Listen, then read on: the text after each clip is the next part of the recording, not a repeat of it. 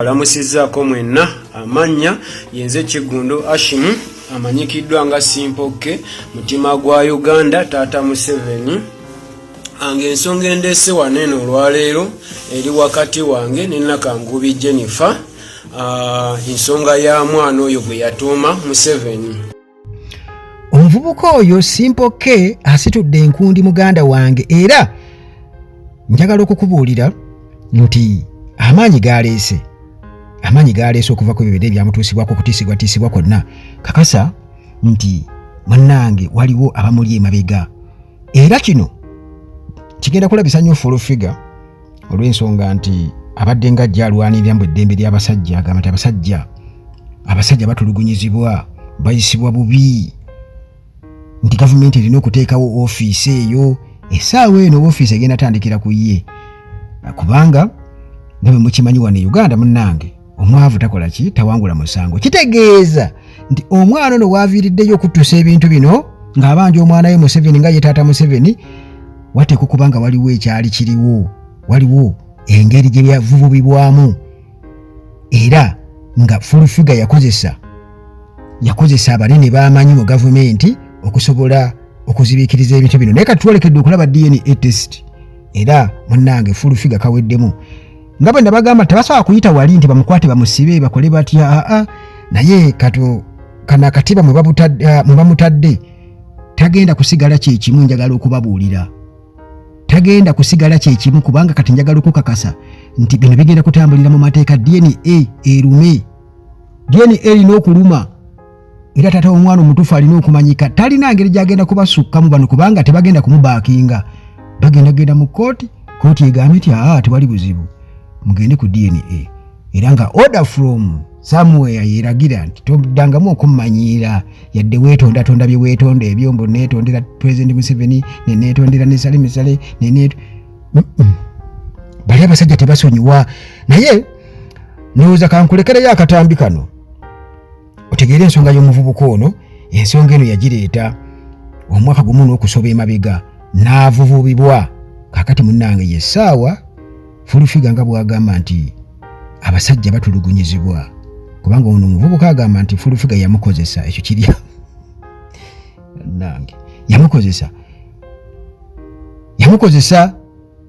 Full-Figure alina n'obutambi obulala, ayogera ku bajjo n'ebirala nabwo nyinza obukuteera yaabo. Naye kati ku guno omulundi bagamba totta kibi nga tonnakikenenya ndusu.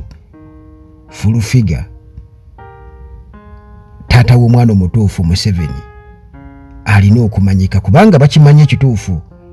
Era kati eno ye pulaani okwabya Full-Figure n'abo bonna abakolera regime, era nga musinziira awo okubeera nti mukola ebikolobero ku bantu, okuvuma abantu n'okweyisa mu nneeyisa etategeerekeka. Bano abasajja era nga Full-Figure bye yagamba tebasiima, n'abalala baga tebasiima. Bano abasajja ne bo bakolera tebalina kye bakweguyako. Kati Full-Figure bamutandiseeko, basitudde omuvubuka abanja omwana. Bw'obadde okimanyi ti Full-Figure ng'amaze okuzaala omwana okumutuma Museveni, Natasha yamutwalira n'ebirabo. Mujjukira bulungi nnyo, Natasha yali nfanfe wa Full-Figure. Kyesisuubira nti kati kikyali bwe kityo oluvannyuma okitegeera nti ono okumwesembereza muganda wange olemwa. Kati ekyo kitegeeza nti omuvubuka ono Simple K yali talina ngeri gy'ayinza kubuuka. Jjukira nti mikwano gya Full-Figure ba Natasha baani nga muganzi nnyo mu State House. Kale kwegamba nga newabeerawo ensonga yonna nti akavubuka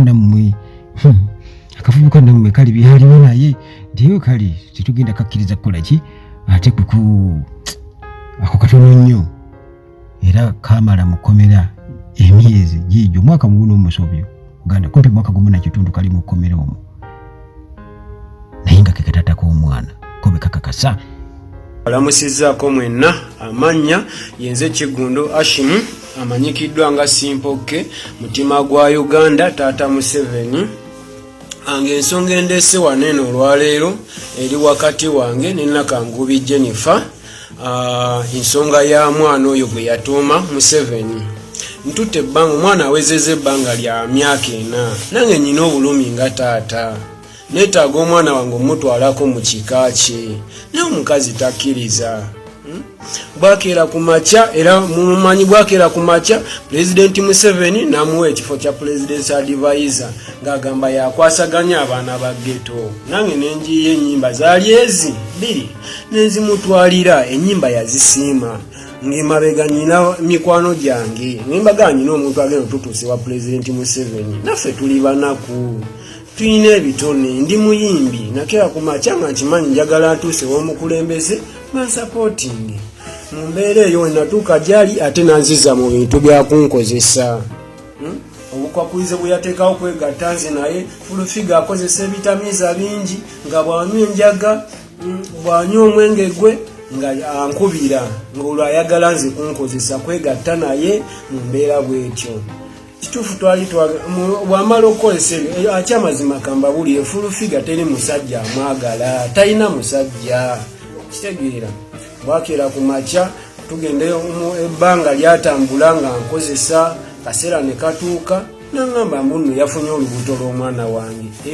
Bwe nawulira amawulire ti Fulufiga yazadde omwana bwe ntyo nenkuba amasimu nange ngende ndabe ku mwana wange. Bwe batyo batandika okunkubira amasimu nga bantiisatiisa bampambye ne batandika okunteekako emisango egitaliiyo. Ngayunga ebisango-sango bansibye emyezi 32 nembeera mu kkomera nenejjusa lwaki nakeera ku makya nenjiye ennyimba za Pulezidenti ebbiri ze nali mutwalidde okunoonya akalulu. Mu mbeera eyo nankyayisa NRM nempulira nga sikyayagala mukulembeze wa ggwanga naye etteeka lya wano mu Uganda weriba likola nange wano weesabira bannayuganda weesabira balooya bannyambeko nange nfune eddembe lyange ng'omuntu neetaaga omwana wange nange mbeereko kati antiisatiisa siraba lwaki antiisatiisa wensabira bannayuganda ng'abantu abalala bazi bafuna obwenkanya nange wenjagala mbufune. Bane Fulufiga waba yansibira gwa kuvuma ye amateeka gamukwata ddi kubanga avumye buli kiramu avuma buli omu. Owekitiibwa omukulembeze w'eggwanga wano wensabira amateeka gakole naye bamukwateko gamuvunaane. Ekyo kye tulinze naffe nga nsigadde nze taata Museveni nga ekituufu y'omwana erinnya libamu erya Museveni. Omwana afaanana Museveni yafaanana Museveni yadde okufaanagana si Luganda naye obwenkanya kyekikulu kyetwagala era waliwo abantu abadde nga bajja beebuuza ddala Bajjo yali ayagalanyeko ne Fulufiga. Bano nno munnange tebaagala nange bwagalanye nti baagalane naye n'omwana amulinamu omwana ebyaddala wayasi yanyookera ddala erukwakana nga amukunkummuddemu ekiwanga Fulufiga kennyini yeeyogerera. Bajjo mwami wange yali mwami wange. Bajjo yakulekera omwana n'agaana okumulabirira. Embeera etuuse. Ezo nsonga za famire zigwera mu famire saagala zoogerako nnyo. Nga newankubadde alina ebyamunemesa ng'okufuluuta ennyo nga kajenereeta okwebaka ennyaali nga asiizako okisigeni okubanga alina omutwe munene guzito waguli nga jjinja ly'okumalaalo bingi naye nga mwami wange mwekitiibwa yali taata wa mwana wange mwekitiibwa saagala muvoola saagala bawo gw'ovuma bw'otyo ng'omuyisizza bubi sikuvuma kati oyagala njogere kyatali oba kyatalikola omutwe gwa Bajjo mutono so wayogedde mazima kakata tesaagala muti obola kuba gwe tesaagala omwogereko oli muntu wange nze manyi bwe mukwasaganya naye amanyi bwankwasaganya basajja kuwulira lwakuba nti abakazi tufugirirana ebizibu basajja kukola bugola bayambadde empalo bomusuubira nti musajja naye ebiseera ebisinga nti abamu tebaba basajja abamu sina bakomole gwe kyoba omanya Bajjo yali bba wange olwoza ye mulungi nnyo anyuma okwogerako nti yanjagalako okwagala Bajjo bange yetulisizaako bba mukiri ekikolimo kati nange okumwogera kugoloza siswala okwogerako ekyo kimpemempeme naye nange ndakuba nti accident tutomera abakazi tutomera. So Bajjo gwe naawe gwe ne Bajjo mwogera twogera ewakajjawo ajja nalaba ku mwana. So kati enkolaganayo ne Bajjo sofeeri ki kubanga olina dokita kati esigala nga taata w'omwana ajja nalaba ku mwana we namuwa 3,700 bwatyo gwali bwenvunyu ng'ogereko ki era nja kusooka nebaze bajja mpereza message omulaba yiyo sweet mutima sweet kamonde twerabe kodi oyo somayo si bajjo clear process si oyo oyo ataddeko mbu ekirungo kyange tokyerabira full figure si mwangu kirabika mu nsonga zino era bw'aba akufunzizza obulungi bw'ati mu ngeri gye yeekazaakazaamu ayinza okukufunziza ddala kubanga mukalukalu nnyo ate nga kirabika ndowooza gwoba tonanda mukwana ye aba yakugambye dde nka toyagala ki lwaki tokituukiriza kati gwoba oddowooza olina embwa kumbe gwe embwa yennyini nina embwa yange gwe kennyini gwanjagala gwayagala okunninyira naye ositojjalya nze kasuku nkulaba nnyo nemozaako agamaaso g'otunza agalavu nowemola moola n'ontunulira ku mabeere luli wanningiza nga otunula mbisambi kati okutamya okutamira ki tunyumya mboozi tulula kiti okutama ki mbuli ekikutamya oyambadde enkofiira kati mba nina okukulaba okiraba lwaki ontunulira mu munye naggana abakazi abakulu twokya